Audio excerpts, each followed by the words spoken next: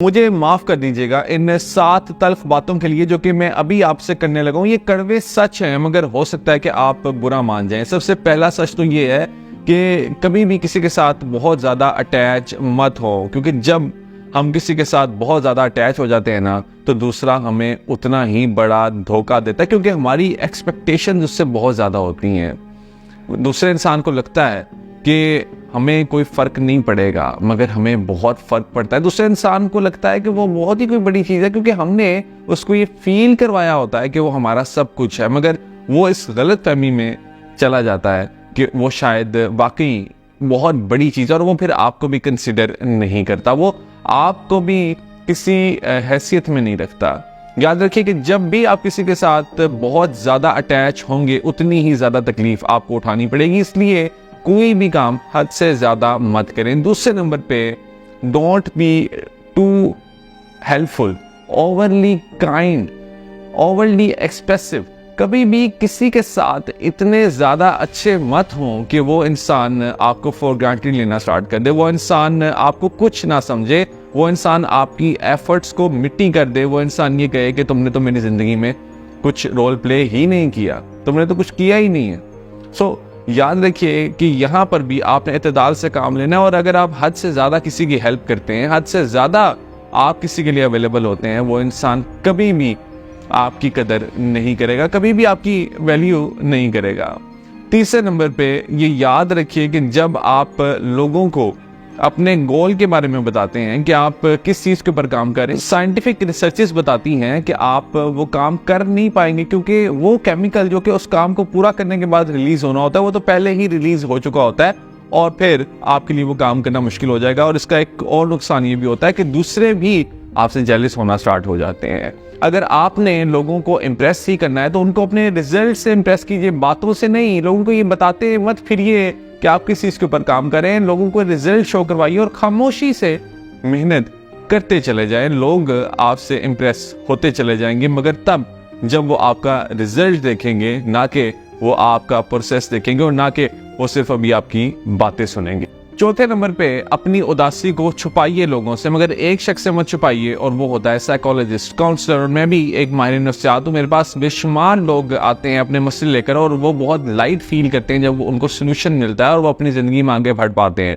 मगर याद रखिए कि जब आप किसी भी रैंडम इंसान के साथ, किसी भी फैमिली मेम्बर के साथ, किसी भी फ्रेंड के साथ अपना मसला डिस्कस करते हैं, तो स्टार्ट में तो शायद वो आपकी मदद करें, स्टार्ट में तो शायद वो अपने अकल के मुताबिक आपको मशवरे दें, और जिसमें से ज़्यादातर मशवरे गलत होते हैं, क्योंकि वो इस फील्ड के मास्टर नहीं होते, मगर वो आपकी हेल्प करने की कोशिश करते हैं।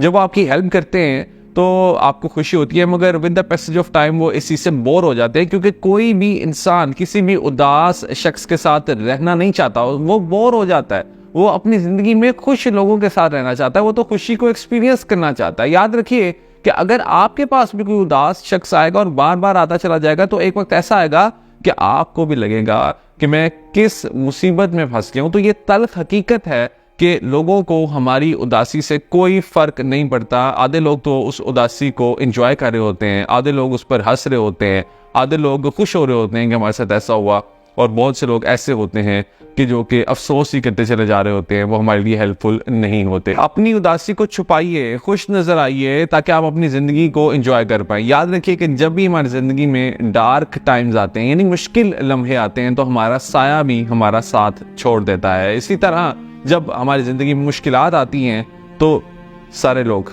हमारा साथ छोड़ देते हैं, मगर हम होते हैं कि जो कि अपने आप को आगे लेकर के जा सकते हैं, अगर हम हिम्मत करें, अगर हम हौसला करें। 5वें नंबर पे, loyalty is the key to happiness. यानी अगर आप किसी ऐसे रिलेशनशिप में हैं कि जहाँ पे ट्रस्ट ही नहीं है, जहाँ पे लॉयल्टी ही नहीं है, तो उसमें रहने का क्या फ़ायदा। आप इस चीज़ को पहचान लीजिए कि जिस भी रिलेशनशिप में आप हैं, क्या वहाँ पर ट्रस्ट है। अगर ट्रस्ट नहीं होगा ना, तो ये चीज़ आपको बहुत तकलीफ देगी और आप इससे बहुत बुरी तरह से मुतासिर होंगे। और ये तल्ख हकीकत है जिसको आपको समझना चाहिए कि रिलेशनशिप के अंदर ट्रस्ट सबसे इम्पॉर्टेंट चीज़ होती है, लॉयल्टी सबसे इम्पॉर्टेंट चीज़ होती है, जिसके ऊपर कोई कंप्रोमाइज़ नहीं किया जाता। 6 नंबर पे, बड़े लोगों के साथ उठना बैठना स्टार्ट कर दीजिए। अपने दोस्तों में देखिए कि उनके प्लान्स क्या हैं, उनकी बातें क्या हैं, वो किस टॉपिक के ऊपर ज़्यादा बात कर रहे होते हैं। अगर तो वो ऐसे टॉपिक्स के ऊपर बात कर रहे होते हैं कि जिसका कोई मीनिंग नहीं है, जिसका कोई फ़ायदा नहीं है, जिसका कोई फ्यूचर नहीं है, तो आपका फ्यूचर भी तबाह होने वाला है। अगर आप अपने आप को बड़ा इंसान बनाना चाहते हैं तो कामयाब लोगों से बातें करना स्टार्ट कर दीजिए, अच्छी कंपनी इंजॉय करें, क्योंकि कंपनी का असर बहुत ज़्यादा होता है। और कहते हैं ना कि जिन भी 5 लोगों के साथ आप होते हैं आप उनकी एवरेज बन जाते हैं। तो आपके इर्द गिर्द जो भी लोग होने चाहिए वो आइडियाज़ के ऊपर बात करें, ना कि वो गॉसिप करें। 7वां कड़वा सच, अगर आप ये देखना चाहते हैं ना कि कोई इंसान आपसे प्यार करता है या नहीं, तो उसको फ्री छोड़ दीजिए, उसको कंट्रोल करने की, अपने पास रखने की कोशिश मत करें। अगर तो वो चला जाता है तो इसका मतलब आपसे प्यार नहीं करता था, और अगर वो वापस आ जाता है तो इसका मतलब वो आपसे प्यार करता है। ये 7 कड़वे सच हैं कि जो कि आपके लिए जानना बहुत ज़रूरी था, और मैंने इसको आपके साथ शेयर किया। इनको अपने दोस्तों के साथ लाजमी शेयर करें ताकि उनकी ज़िंदगी भी चेंज हो सके।